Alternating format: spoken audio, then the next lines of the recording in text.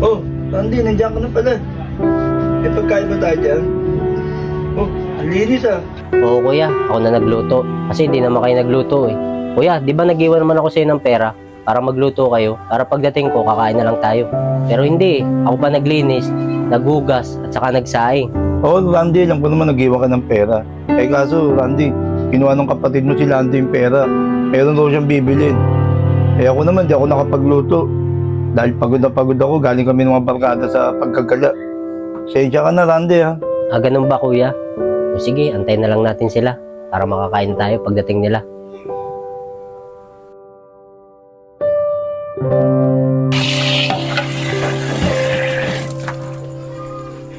O Randy, nandiyan ka na pala. Laro kami basketball ng mga barkada ko eh. Sakit ang katawan ko. Oo, kanina pa ako nandito. Ako na nga naghugas eh, saka naglinis dito sa bahay. Asan ba si Kuya Agustin? Di ba iniwanan ko ng pera yon? Di man lang kayo nagluto. Anong oras na? Randy, pansya ka na nga pala. Ngayon lang kami tapos maglaro eh.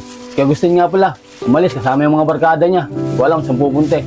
Saka si Lando, kinuha yung pera. Bibilin daw siya.